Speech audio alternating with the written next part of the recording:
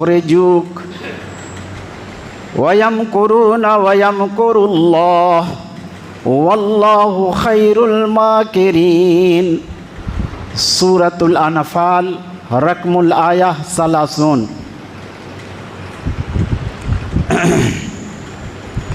رب اشرح لي صدري ويسر لي امري واحلل عقدة من لساني يفقهوا قولي. معزز حاضرین اور حاضرات جمعہ، خطبہ مسنونہ کے بعد میں نے سورۃ الانفال آیت نمبر 30 کی تلاوت کی ہے۔ اللہ رب العالمین نے اس آیت کریمہ کے اندر ہمارے آخری نبی جناب محمد رسول اللہ صلی اللہ علیہ وسلم کی ہجرت سے متعلق باتوں کو بیان فرمایا ہے۔ آپ جانتے ہیں جب اسلام کی روشنی سرزمین مکہ میں پھیلنا شروع ہوئی تو وہاں کے لوگ جو کمزور طبقے کے تھے انہوں نے پہلے اسلام کو قبول کیا۔ جو لیڈر قسم کے لوگ تھے جن کو سماج اور معاشرے میں بڑا سمجھا جاتا تھا وہ تو پیچھے رہے اور اسلام کے وہ دشمن رہے۔ جنہوں نے اسلام قبول کیا، کلمہ پڑھا، ان کی زندگی وہاں انہوں نے تنگ کر دی۔ جب ان واقعات کو ہم پڑھتے ہیں، سنتے ہیں اور دیکھتے ہیں کتابوں میں تو رونگٹے کھڑے ہو جاتے ہیں، روح کانپ جاتی ہے، دل دہل جاتا ہے۔ لیکن جنہوں نے اسلام قبول کر لیا اور ایمان کی بشاشت اور ایمان کی تازگی اور ایمان کی چاشنی ان کے دلوں کے اندر سرایت کر گئی تو جتنی بھی مصیبتیں ان کے اوپر آئیں انہوں نے کھندا جبینی کے ساتھ ان کو برداشت کر لیا۔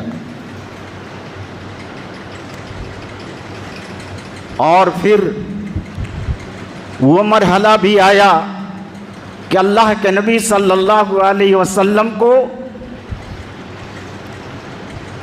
اللہ کی طرف سے حکم ہوا کہ آپ اپنے صحابہ کو کہہ دیں کہ وہ کھجوروں والی سرزمین کی طرف ہجرت کر جائیں، یعنی یثرب کی طرف۔ اللہ کے نبی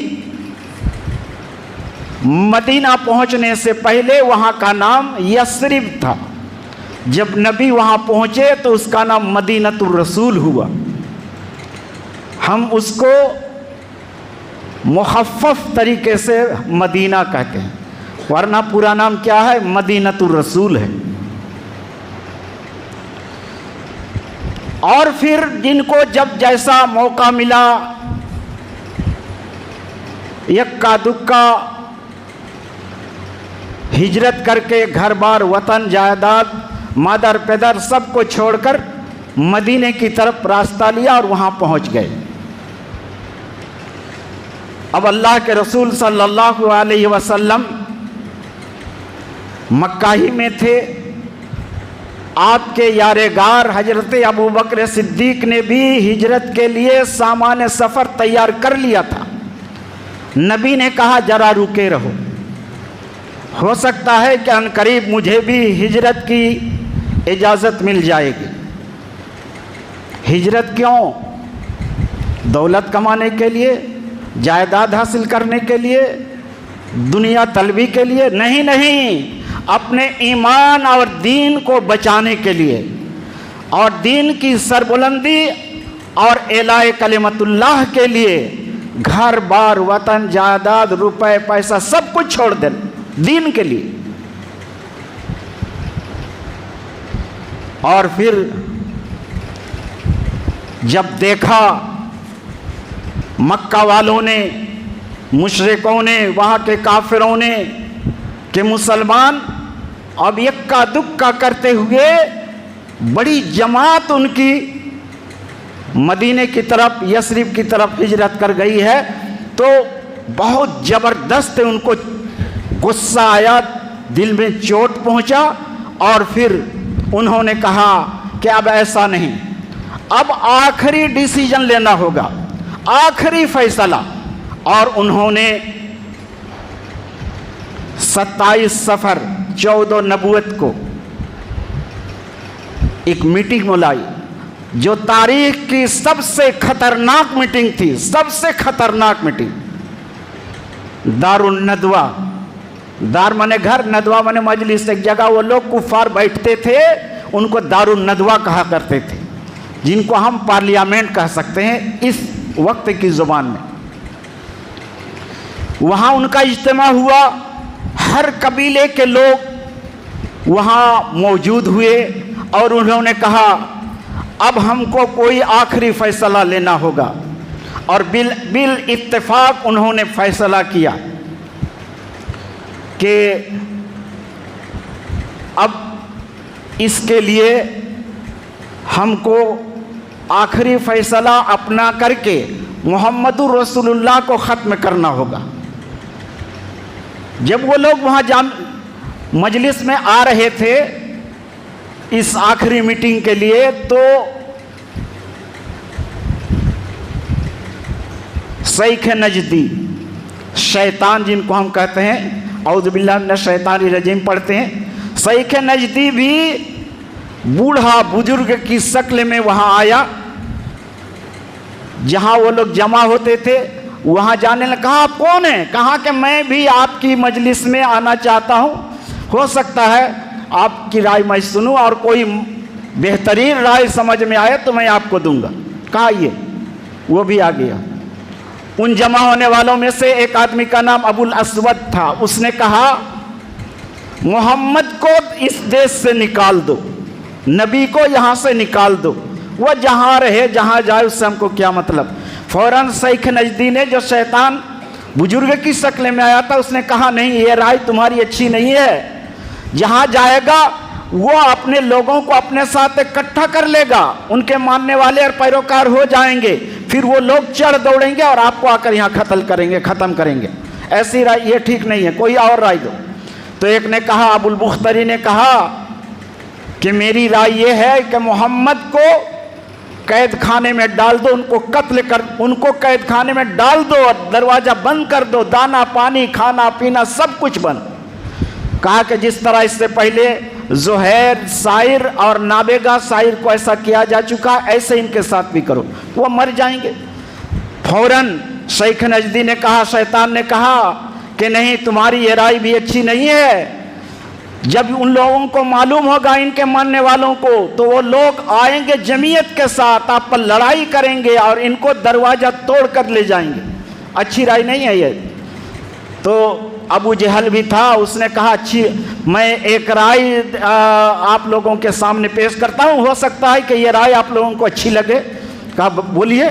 कहा मैं ये सोचता हूँ कि जितने कबीले हमारे हैं, हर कबीले का एक सरदार, एक नौजवान, बांका नौजवान ताकतवर, उनको एक तेज तलवार हर एक को दी जाए और नबी के घर को आकर घेराव कर लें और बैक वक्त सारे लोगों की तलवार नबी के ऊपर उठे और उनको ख़त्म कर दे, ताकि उनके ख़ानदान वाले अगर हमसे खून बहा मांगेंगे, हमसे तो तमाम कबीले के साथ वो मुकाबला नहीं कर सकते, हम तमाम एक तरफ और वो एक तरफ होंगे तो हमारी जीत हो जाएगी। तो वो खून बहा दियत मांगेंगे, तो दियत मांगेंगे तो हम मिलकर के सब दियत देंगे। शेख नजदी ने कहा वाह, ये बहुत अच्छी राय है। शैतान ने कहा वाह, बहुत अच्छी राय। जब ये करारदाद उनकी पास हो गई, उन्होंने ये करारदाद पास कर लिया, अल्लाह की तरफ से अल्लाह ताला ने हजरत जिब्रील अलैहिस्सलाम को वही दे करके नाजिल किया कि ऐ नबी, आज आप उस बिस्तर पर रात न गुजारें जिस बिस्तर पर आप रात गुजारा करते थे। यानी हिजरत की इजाज़त हो गई। فوراً اللہ کے نبی دوپہر کے وقت حضرت ابو بکر کے گھر آئے۔ حضرت ابو بکر نے پہلے سے اونٹنی کو سفر کے لیے تیار کر کے رکھا تھا۔ ان کے یہاں آئے دوپہر کے وقت، عام طور سے اس وقت آیا نہیں کرتے تھے۔ نبی نے گھر آنے کے بعد کہا ضروری کام سے آیا ہوں، آپ جتنے گھر کے لوگ ہیں ان کو باہر ہٹا دیجئے، باہر کر دیجئے۔ کہا کہ نہیں کوئی نہیں ہے، آپ کے اہلیہ ہیں اور کوئی نہیں۔ تو نبی نے فرمایا کہ ہجرت کی اجازت ہو چکی ہے۔ ابو بکر نے کہا میں بھی کیا آپ کے ساتھ جا سکتا ہوں؟ کہا کہ ہاں آپ بھی ہمارے ساتھ جا سکتے ہیں۔ حضرت ابو بکر کو بہت خوشی ہوئی، اور پھر پروگرام کے مطابق کہ رات کو یہاں سے نکلنا ہے۔ ادھر کفار مکہ، رؤسائے مکہ 11 آدمی، 11 نوجوان مقرر کیا گئے تھے 11 قبیلے سے، وہ تمام آ کر کے نبی کے گھر کا گھیراؤ کر لیتے ہیں، اور انہوں نے یہ مشورہ کیا تھا کہ جب آدھی رات گزر جائے گی تو بیک وقت حملہ کریں گے۔ آدھی رات گزرنے کا وہ انتظار کر رہے تھے، اور ادھر اللہ رب العالمین نے فرمایا قرآن کریم کے اندر وَإِذْ يَمْكُرُ بِكَ الَّذِينَ كَفَرُوا لَيُثْبِتُوكَ أَوْ يَقْتُلُوكَ أَوْ يُخْرِجُوكَ وَيَمْكُرُ اللَّهُ وَاللَّهُ خَيْرُ الْمَاكِرِينَ۔ اس وقت کوئی بھی یاد کرو جب آپ کے خلاف کفار تدبیر کر رہے تھے، مکر کر رہے تھے، داؤ چل رہے تھے، خفیہ سازش کر رہے تھے تاکہ آپ کو قید کر دیں یا قتل کر دیں یا دیش سے نکال دیں۔ وہ لوگ تدبیر کر رہے تھے، خفیہ چال چل رہے تھے، اور اللہ بھی خفیہ چال چل رہا تھا، اور اللہ بہترین داؤ چلنے والوں میں سے داؤ چلنے والا ہے۔ نبی کو اجازت دے دی تھی کہ آپ یہاں سے ہجرت کر کے چلے جائیں۔ رات کے وقت پہلے ہی پہر میں جب وہ لوگ گھات لگا کر چاروں طرف بیٹھے ہوئے تھے، نبی نکلیں گے قتل کر دیں گے، اللہ کے نبی صلی اللہ علیہ وسلم گھر سے نکلے، ایک مٹھی مٹی لی اور سورہ یاسین کی آیت کریمہ وَجَعَلْنَا مِن بَيْنِ أَيْدِيهِمْ سَدًّا وَمِنْ خَلْفِهِمْ سَدًّا فَأَغْشَيْنَاهُمْ فَهُمْ لَا يُبْصِرُونَ، یہ آیت کریمہ پڑھتے ہوئے اور ہر ایک کے سر پر مٹی ڈالتے ہوئے وہاں سے نکل گئے۔ اللہ تعالیٰ نے ان لوگوں کی نظر کو پکڑ لیا، کسی نے نبی کو نہیں دیکھا۔ یہ نبی کا معجزہ تھا، اور یہ اللہ نے کہا اللہ بہترین مکر کرنے والا ہے۔ تم نبی چاہتے ہو کہ نبی کو آج ختم کر دیں گے؟ نہیں، ایسا نہیں ہوگا، نبی کی حفاظت میں کر رہا ہوں، اللہ نے فرمایا۔ اللہ کے نبی نکل گئے۔ تھوڑی دیر کے بعد ادھر سے ایک آدمی آیا، کہا تم کن کا انتظار کر رہے ہو؟ کہا محمد کا۔ کہا وہ تمہارے سامنے، نظر کے سامنے نکل گئے، تم اپنے سر کو جھاڑو، ہر ایک کے سر میں مٹی لگی ہوئی ہے، تم نے ان کو دیکھا نہیں؟ کہا کہ نہیں دیکھا نہیں۔ ہر ایک نے مٹی جھاڑ دے، ہر ایک کے سر میں مٹی لگی ہوئی ہے۔ تو ان کو بہت بوکھلاہٹ ہوئی، کہا ایسا ہو گیا، وہ بہت بڑا جادوگر ہے، ہمارے اوپر انہوں نے جادو کر دیا۔ تو پھر انہوں نے دروازے سے چھوٹا سا سوراخ تھا، اس سے جھانک کر دیکھا تو اللہ کے نبی وہاں سے نکلنے سے پہلے حضرت علی رضی اللہ تعالیٰ عنہ کو اپنے بستر پر لٹا دیا تھا، اور ایک حجرموت کی بنی ہوئی چادر، جس کو حجرمی چادر کہا جاتا ہے، اس کو اڑھا دیا تھا، اور کہا کہ تم سوئے رہو، کفار تم کو کوئی گزند اور تکلیف نہیں پہنچا سکیں گے۔ صبح ہمارے پاس مشرکین مکہ، کفار مکہ کہ جتنی امانتیں رکھی ہوئی ہیں ان کو واپس کرنا، اور پھر تم مدینہ چلے آنا۔ کہا کہ یہ تو محمد سویا ہوا، تو حضرت علی ان کو نہیں سمجھا، کہا یہ نبی سوئے ہوئے ہیں۔ کہا صبح تک انتظار کر لیتے ہیں۔ یہ لوگ انتظار میں رہے۔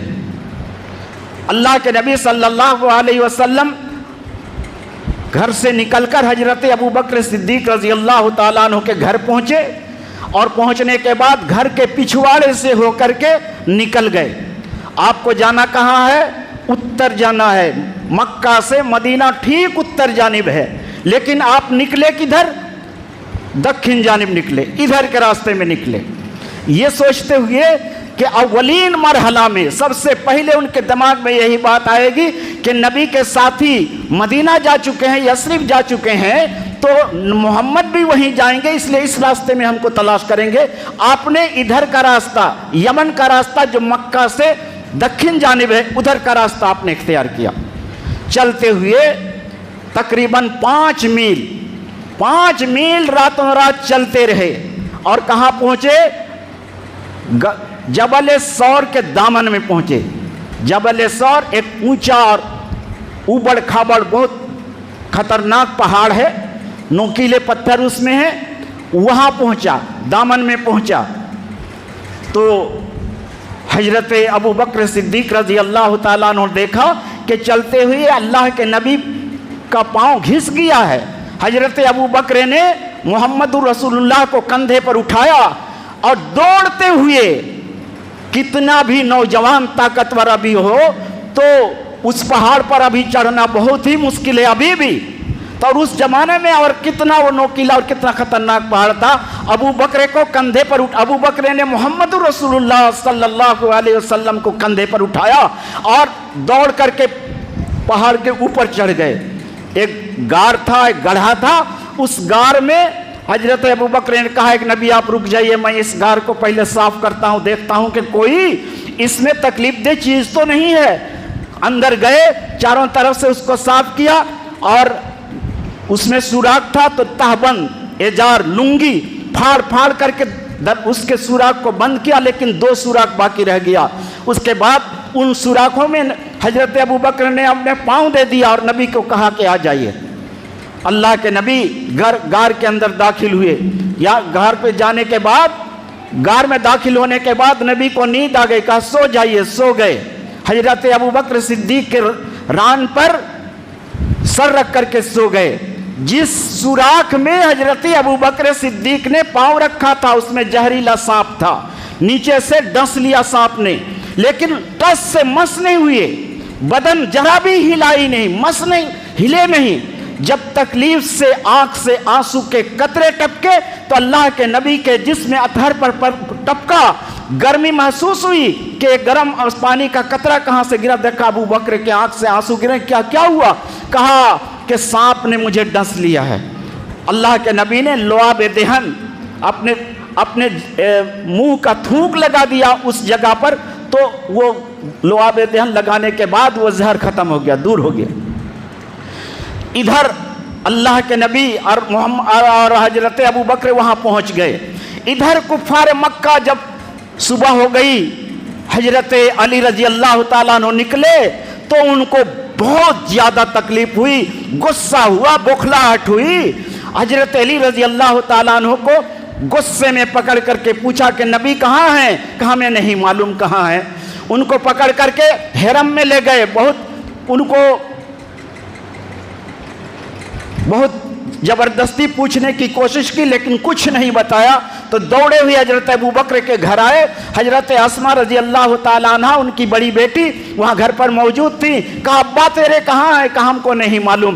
ابو جہل بھی اس میں تھا، اس زور سے تھپڑ مارا کہ کان کی بالی جھڑ گئی، اور پھر کچھ پتہ جب نہیں چلا تو فوری طور سے انہوں نے ایک ہنگامی میٹنگ کی، اور ہنگامی میٹنگ میں یہ پاس کیا کہ محمد کو یا ابو بکر کو، دونوں کو زندہ یا ان دونوں کو مردہ، یا ان میں سے کسی ایک کو زندہ اور کسی ایک کو مردہ، یا جس حالت میں ان دونوں کو پکڑ کر لایا جائے گا ان کو ایک 100 اونٹ دیا جائے گا، محمد کے بدلے میں 100 اونٹ، ابو بکر کے بدلے میں 100 اونٹ دیا جائے گا۔ اور یہ اعلان کر دیا، اور ہر راستے میں جو مکہ سے باہر جایا کرتا تھا، خواہ وہ متعارف راستہ ہو یا غیر متعارف راستہ ہو، اس میں پولیس بیٹھا دیا، پہرا بیٹھا دیا کہ محمد کو جانے نہیں دیا جائے۔ اللہ کے نبی صلی اللہ علیہ وسلم کی تلاش جاری ہو گئی۔ جب یہ اعلان مکہ والوں نے سنا تو انہوں نے، تمام لوگوں نے جو وہاں موجود تھے جنہوں نے اعلان سنا، وہ لوگ راستہ میں چلنے والے لوگوں کے قدم کو دیکھ کر کے معلوم کیا کر لیا کرتے تھے کہ ادھر سے کوئی انسان گزرا ہے۔ وہ اس قدر اس بات کو وہ جانا کرتے تھے اور سمجھا کرتے تھے۔ چاروں طرف لوگ پھیل گئے، تلاش کرتے کرتے کرتے کرتے سور پہاڑ پر بھی چڑھ گئے جہاں اللہ کے نبی صلی اللہ علیہ وسلم اور حضرت ابو بکر پناہ گزین تھے۔ حضرت ابو بکر نے کہا اللہ کے نبی یہ کفار اگر ہم اپنے قدموں کی طرف دیکھ لیں گے تو ہمیں دیکھ لیں گے. تو اللہ کے نبی نے فرمایا تھا ما ظنک یا ابا بکر باثنین اللہ ثالثہما، کہ کہا اے ابو بکر تمہیں ان دو آدمیوں کے بارے میں کیا خیال ہے جن کا تیسرا اللہ ہے. ہماری مدد کون کر رہا ہے؟ آسمان سے اللہ کر رہا ہے. یہ ہم کو دیکھ نہیں سکیں گے.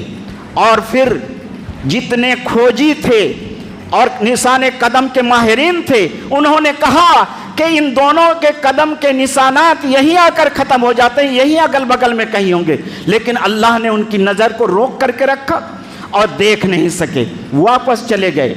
3 دن وہاں رہا. اللہ کے نبی صلی اللہ علیہ وسلم اور حضرت ابوبکر صدیق 3 دن تک وہاں غار میں چھپے رہے. 3 دن تک لگاتار رہے. اس درمیان میں حضرت ابوبکر صدیق رضی اللہ تعالیٰ عنہ کا غلام عامر بن فہیرہ بکریاں چراتا ہوا شام کو جب کچھ رات ہو جاتی وہاں لاتا. بکریوں کے دودھ حضرت ابوبکر حضرت اللہ کے نبی پیتے اور پھر صبح ہونے سے پہلے پہلے بکریوں کو لے کر مکہ پہنچ جاتے. اسی طریقے سے 3 دن تک یہاں یہ صورتحال رہی.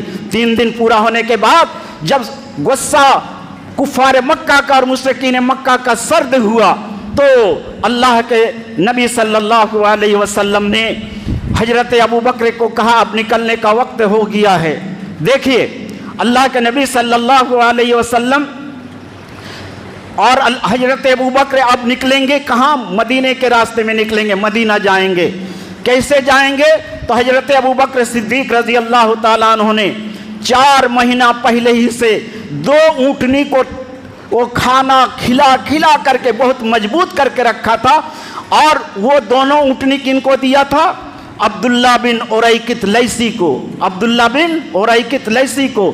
یہ ابھی مسلمان نہیں ہوا تھا، یہ ابھی مسلمان نہیں ہوا تھا، لیکن تھا وہ قابل اعتماد انسان.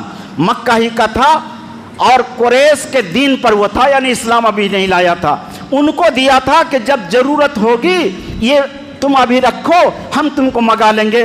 3 دن کے بعد پروگرام کے مطابق وہ دونوں اونٹنی کو وہاں لے کر کے پہنچا، پہاڑ کے دامن میں پہنچا. اللہ کے نبی صلی اللہ علیہ وسلم بھی نیچے آئے اور اسی درمیان میں حضرت اسما رضی اللہ تعالیٰ عنہا نے نبی صلی اللہ علیہ وسلم اور ابو بکر کے لیے جو کھانا تیار کیا تھا زاد راہ راستہ کا خرچ ان کو بھی لے کر کے آئی. لیکن جب اونٹ میں وہ لٹکانے لگی تو اس میں تسمہ پھیتا جس سے وہ اونٹ میں لٹکایا جا سکتا وہ دینا اس تھیلی میں اس تو شیطان میں لگانا بھول گیا تھا. فوراً انہوں نے کمر بند کھولا اور اپنے کمر بند کو 2 حصوں میں پھاڑا. ایک سے کمر بند باندھ لیا اور دوسرے حصے سے تو شیطان کو لٹکایا اونٹنی پر. اسی وقت سے ان کا لقب ہو گیا ذات النطاقین. ذات النطاقین 2 کمر بند والی ان کا لقب پڑی حضرت اسما رضی اللہ تعالی عنہا کا، حضرت ابوبکر کی بیٹی. اب حضرت ابوبکر صدیق رضی اللہ تعالیٰ عنہ کا غلام عامر بن فہیرہ اور وہ دلیل راہ راستہ بتانے والا جو کافر تھا. تعجب ہے، جو کافر تھا وہ کافر عبداللہ بن اوریکت لیسی چونکہ وہ راستہ کا ماہر تھا. عام راستے سے جو کاروبار کے لیے لوگ مکہ سے مدینہ آیا جا کرتے تھے اور مدینہ ہوتے ہوئے شام جایا کرتے تھے، اس راستے سے اگر وہ لوگ جاتے، ابو بکر تو جانتے تھے، وہ تجارت کرتے تھے اس راستے سے، لیکن خدشہ تھا کہ ہم پکڑ لیے جائیں گے. تو وہ راستہ جو ہم نہیں جانتے ہیں اور اس عبداللہ بن اوریکت لیسی کو راستہ معلوم ہے تو ان کو مقرر کیا تھا اجرت دے کر کے کہ آپ کو راستہ بتانا ہوگا. تو عبداللہ بن اوریکت لیسی اللہ کے نبی حضرت ابوبکر عامر بن فہیرہ حضرت ابوبکر کا قابل اعتماد غلام، یہ 4 آدمی وہاں سے روانہ ہوئے. 4 آدمی وہاں سے روانہ ہوئے، جانے لگے. جاتے جاتے جاتے جاتے کہا کہ رات کو نکلے تھے، چلتے رہے. کدھر جا رہے ہیں؟ وہ لے جا رہا ہے دلیل راہ راستہ بتانے والا، ادھر جانا ہے ادھر لے جا رہا ہے، دکھن لے جا رہا ہے. دکھن جا رہے ہیں غار ثور سے بھی آگے جا رہے ہیں. چلتے چلتے بہت دور جب چلے گئے تو انہوں نے راستہ کاٹا. وہاں سے ایک راستے سے ہوتے ہوئے پچھم مڑے اور پچھم سے ہوتے ہوئے بحر احمر کے قریب قریب ساحل کا راستہ اختیار کیا. اس راستے سے عام لوگ آیا جایا نہیں کرتے تھے اور لوگوں کو معلوم بھی نہیں تھا. وہ راستہ انہوں نے اختیار کیا اور ادھر سے ساحل سے ہوتے ہوئے چلتے ہوئے مختلف مقامات کو عبور کرتے ہوئے وہ لوگ آگے بڑھے. راستے میں ایک جگہ دیکھا کہ ایک لمبی سی چٹان ہے. دوپہر کا وقت ہے, دوپہر تک لگاتار چل رہے تھے رات بھر. تو کہا کہ یہاں تھوڑی دیر آرام کر لیتے ہیں, ابھی سورج ڈھلے گا تو یہاں دھوپ یہ سایہ ہو جائے گا. تو وہاں آرام کے لیے بیٹھے, اللہ کے نبی کے لیے بستر بچھایا. حضرت ابو بکر نے کہا کہ آپ آرام فرمائیے. اتنے میں دیکھا کہ ایک ادھر سے ایک چرواہا آ رہا ہے, بکریوں کو کا ریوڑ لیے. کہا کہ آپ کہاں سے ہیں؟ بکری والوں سے پوچھا تم کہاں کے رہنے والے ہو؟ مکہ یا مدینہ کا نام بتایا. کن کی بکریاں؟ فلاں کی بکریاں نام بھی بتایا. تو کہا ان بکریوں میں کیا دودھ ہے؟ کہا ہاں دودھ ہے. کہا میں اس سے کو دودھ سکتا ہوں. کہاں دودھ سکتے ہو؟ تو پھر اس چرواہے نے ایک بکری کو لایا. کہا ذرا اس کا تھن پہلے صاف کر دو, مٹی سے, گوبر سے, تنکے وغیرہ سے ان کو صاف کرو, اور ان سے دودھ دوہا. اور دودھ دوہنے کے بعد ان کو دیا. پھر وہ چرواہا بکریاں لے کر چلا گیا. اللہ کے نبی سوئے ہوئے تھے. ابو بکر نے ادب احترام سے آپ کو نیند میں خلل نہیں ڈالا, جگایا نہیں. اور پھر تھوڑی دیر کے بعد آپ جب بیدار ہوئے تو ابو بکر نے دودھ میں پانی ڈالا. جب ٹھنڈا ہوا اللہ کے نبی کو دودھ پلایا. اور پھر ابو بکر سے پوچھا نبی نے کیا روانگی کا وقت نہیں ہوا؟ کہاں روانگی کا وقت ہو گیا ہے. اور پھر دونوں وہاں سے روانہ ہوئی. آگے روانہ ہوئے. جاتے ہوئے چلتے ہوئے راستے میں عجیب و غریب واقعات ہوئے. ادھر انعام کا لالچ سن کر کے لوگ ہر راستے اور ہر ناکے میں چاروں طرف پھیل گئے تھے. بڑا انعام تھا مکے کا, 100 اونٹ. دونوں کو پکڑیں گے تو 200 اونٹ, بہت بڑا انعام تھا. چنانچہ قبیلہ مدلج, ایک قبیلہ کا نام تھا قبیلہ مدلج. قبیلہ مدلج کا سردار سوراقہ بن مالک بن جوسم, ان کا نام تھا سوراقہ. تو ادھر سے ایک آدمی آیا. انہوں نے کہا, لوگ بیٹھے ہوئے تھے, کہا کہ میں نے 3-4 آدمی کو دیکھا ہے کہ ادھر سے گزر رہے تھے, اور غالباً وہی آدمی ہوں گے جو قریش نے اعلان کر رکھا. تو سوراقہ نے کہا کہ نہیں وہ نہیں ہوں گے. ان کی بات کو کاٹ دیا, ادھر ادھر کی بات کیا, اور وہ تو جان چکے تھے کہ حقیقت میں یہی ہیں. تو تھوڑی دیر لوگوں کے سامنے بیٹھے رہے. پھر گھر آئے, لونڈی کو کہا گھوڑے کو تیار کرو. اپنا ترکش لیا اور ہتھیار لیا, گھوڑے پر سوار ہوئے, اور نبی کے پیچھے صحابہ حضرت ابوبکر کے پیچھے گھوڑے کو دوڑایا.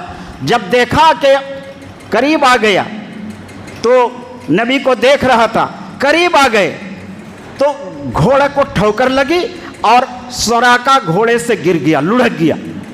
تیر نکالا جس میں وہ لوگ قسمت آزمایا کرتے تھے, تو وہ تیر نکلا قسمت کا, جو تیر ان کو کہہ رہا تھا کہ تم کامیاب نہیں ہو سکتے, تم چلے جاؤ. لیکن انہوں نے مانا نہیں, کہا کہ نہیں, آج محمد کو اور ابو بکر کو پکڑ کر کے رہیں گے, 200 اونٹ ہم کو انعام میں ضرور ملے گا. گھوڑے پر سوار ہوا, پھر سر پر دوڑایا. اللہ کے نبی کی قرأت اتنے قریب آیا کہ اللہ کے نبی کی قرأت وہ سن رہا تھا. حضرت ابو بکر صدیق بار بار مڑ کر کے دیکھ رہے تھے, اللہ کے نبی کوئی التفات نہیں کر رہے تھے, نہ ہلنا ڈولنا, نہ دیکھنا ادھر ادھر, کچھ نہیں, کوئی خوف نہیں, کوئی ڈر نہیں. چنانچہ اللہ کے نبی سے حضرت ابو بکر نے کہا کہ اے اللہ کے نبی, یہ تو ہم کو پکڑ لے گا. تو اللہ کے نبی نے فرمایا لا تحزن ان اللہ معنا, ہمیں غم کرنے کی ضرورت نہیں ہے, اللہ ہمارے ساتھ ہے, اللہ ہماری معیت میں, ہمارا مددگار اللہ ہے, تم غم نہ کھاؤ. اور پھر سوراقہ جیسے ہی دوبارہ گھوڑے میں چڑھ کر کے تیز دوڑاتا ہوا گھوڑے کو آگے بڑھا, اچانک گھوڑے کا پیر, اگلا دونوں پیر زمین میں دھس گیا, گھٹنے تک گرا. سوراقہ بن مالک اب سمجھ گیا تھا کہ ہم سے یہ کام نہیں ہوگا, ان کو پکڑا نہیں جا سکے گا. چنانچہ انہوں نے آواز دی کہ ہم آپ کو کوئی نقصان نہیں پہنچائیں گے, کوئی نقصان نہیں پہنچا, ہمارے لیے آپ امن کی دعا کر دیجئے, امن کی ایک رکا لکھ دیجئے, ایک چٹھی لکھ دیجئے, ہم امن چاہتے ہیں. تو اللہ کے نبی رک گئے. سوراقہ آیا اور عامر بن فہیرہ کو حکم دیا کہ ان کے لیے امان نامہ طلب کر دو. انہوں نے کہا آپ کو راستے کے لیے ہم سفر کے لیے بہت اچھی سواری دیں گے اور سامان دیں گے، آپ کو تکلیف نہیں ہوگی، یہ دیں گے وہ کریں گے۔ نبی نے کہا ہمیں کچھ نہیں چاہیے، صرف تم یہ کرو کہ جو لوگ تلاش کرتے ہوئے ادھر آئیں گے ان کو ادھر آنے کے لیے نہیں دینا۔ چنانچہ جب وہاں سے امان نامہ دینے کے بعد اللہ کے نبی آگے بڑھ گئے، ادھر جو بھی ملاقات کرتا ملتا تو سراقہ کہتا نہیں ادھر جانے کی کوئی ضرورت نہیں ہے، میں نے دیکھ لیا، کوئی ادھر نہیں گیا، ان کو واپس لاتا۔ حضرت ابوبکر کا بیان ہے، بخاری شریف کی روایت ہے، وہ کہتے ہیں کہ سراقہ بن مالک بن جوسم کے علاوہ ہمارے سامنے اس راستے میں ہم کو تکلیف پہنچانے کے لیے، پکڑنے کے لیے کوئی نہیں آیا، کسی نے ہم کو نہیں پایا۔ اگلا خطبہ، اگلی پوری بات انشاءاللہ آئندہ جمعہ میں ہوگی، وقت زیادہ ہو رہا، میں یہیں سے اپنی بات ختم کرتے ہوئے جو بات میں اصل میں کہنا چاہتا ہوں آئندہ جمعہ انشاءاللہ اگر حیات باقی رہی تو میں ہی کہوں گا۔ وآخر دعوانا ان الحمدللہ۔